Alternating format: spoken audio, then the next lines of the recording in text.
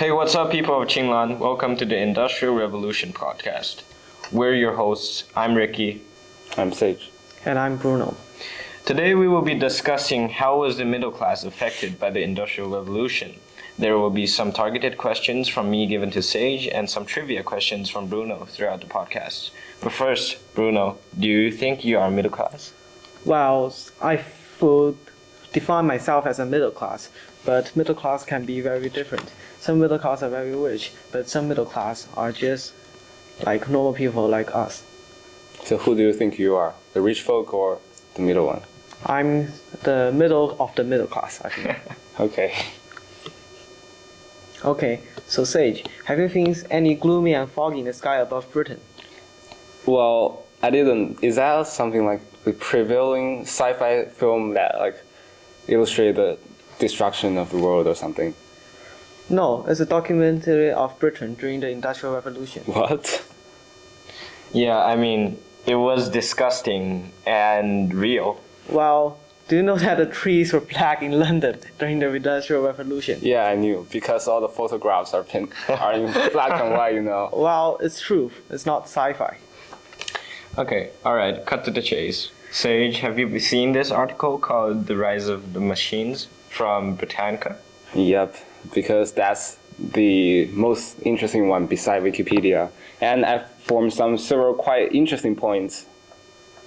So the first positive side, I would say, is that the middle classes, they were able to buy more goods since the goods are become more and more affordable, and they benefit from that a lot.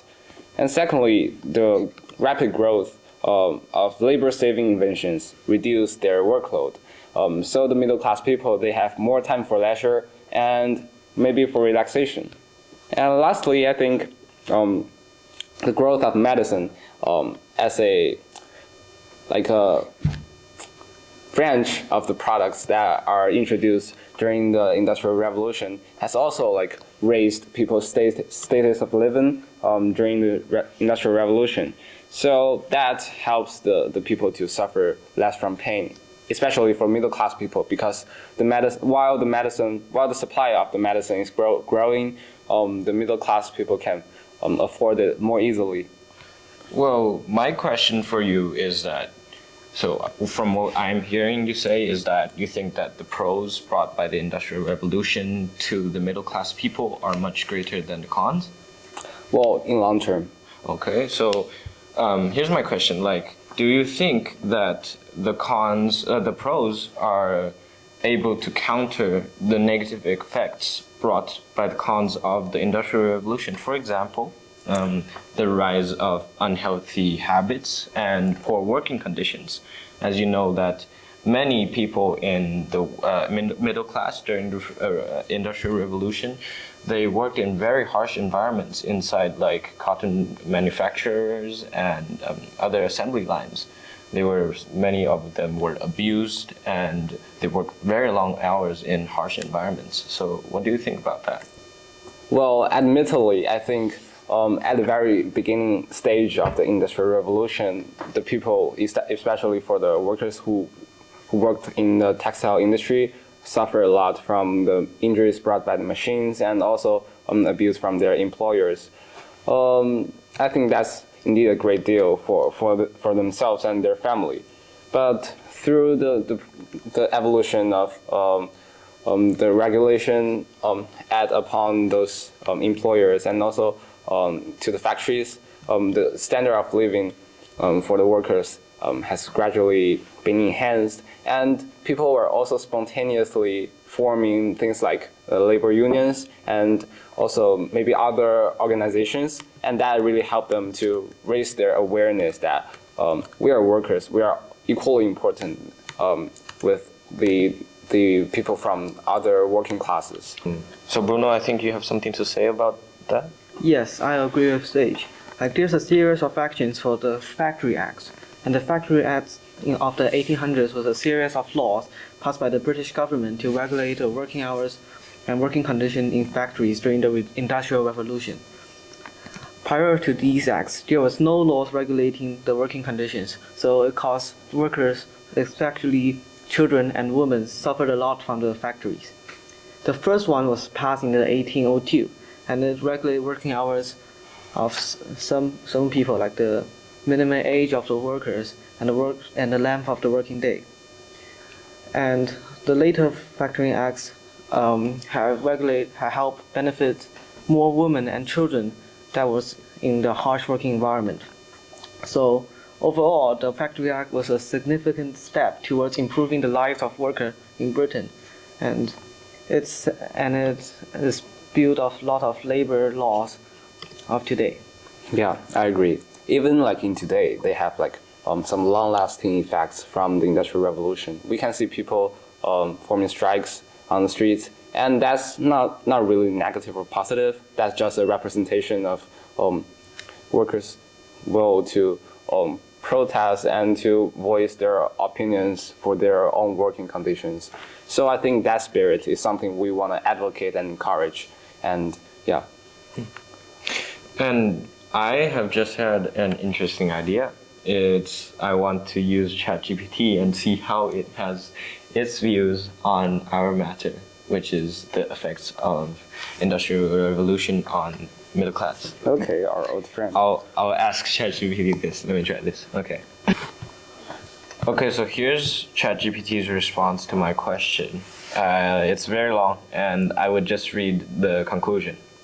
In summary, the Industrial Revolution brought both benefits and challenges for the middle class. While it led to economic growth and rising living standards for many, it also brought significant social and economic changes that had both positive and negative impacts on the middle class. So I guess that, like Sage said, in the long term, it has indeed brought a ton of economical growths and advantages to the long term. And however, that it has also brought many negative impacts that are long lasting, like environmental damages and I would say abuses of human labor and even child labor. And I would say that those damages cannot be undone or be countered by the positive impacts brought by the Industrial Revolution on the economy. Well, I think the point of the environmental damage is something we have to take on account into. But for child labor, it's something that almost is extinct from the world due to the government regulations in our modern nations. And I think, although we can never forget how harsh and severe the conditions were for child workers during the very front stage of the Industrial Revolution, however, today I think this problem is resolved. But for the environmental damage aspect, I indeed think that's a perspective everyone should possess, because we are living in a world where 8 billion of people are also living, and maybe the over emission of the carbon dioxide or something else can lead to like a great negative impacts to our Earth atmosphere, and also maybe the rise of sea levels, although that's an indirect thing. But they are something we really should notice, and I think that's indeed a long-lasting consequence of the Industrial Revolution. Yeah, but there's another perspective. If it isn't the Industrial Revolution, we won't have 8 billion people on Earth. So, yes, the Industrial Revolution will bring a lot of advantage. But isn't it prior to the Industrial Revolution, like agricultural revolution, that brought us the chance to be introduced into the Industrial Revolution and therefore increase population and productivity? Yeah, but the Industrial Revolution perhaps introduced mass production, which made all our basic needs from now is from mass production, like our laptops, like your trackpad, your mic, and your water bottle. It's all from mass production. On Industrial Revolution. If it is an Industrial Revolution, we won't have that much good for that much people. And at a lower price. Yeah. Despite the great income equality to the middle class people, I think their own contributions to the growth of technology is actually a positive side. One thing is that what's the inventor of steam engine? Oh, is he the inventor or the updater, Sage? Well, I think he's the updater, but in some words, he invented the first. Like Steve Jobs. Yeah. The efficient ones. Yeah. Yeah. And those steam engines help them to further boosting the efficiency of pumping the flood from the coal mines, and also benefit them in transportations. Due to the invention of steam engine, there are even more inventions like the train, and accompanied with the train's invention, the railways system are also established afterwards. And there are Wow. loads of things like ships and other things. Yeah. Well, talk about trains. We can bring our first trivial question. When was the first railway line opened?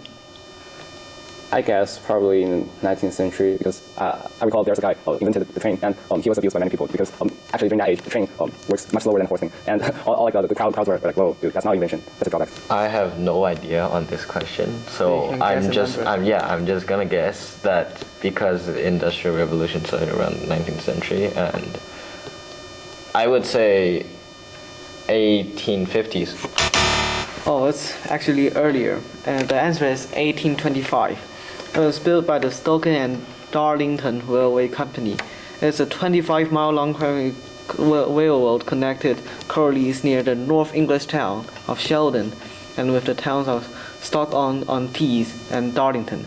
So it's quite early, and it's 25-mile long. It is like about 50 kilometers, which is like half of the border of Dongguan. Yeah, I really respect that. Yeah. So innovative and impressive. Yeah. And those innovations were definitely abused by people at the time. Oh yeah.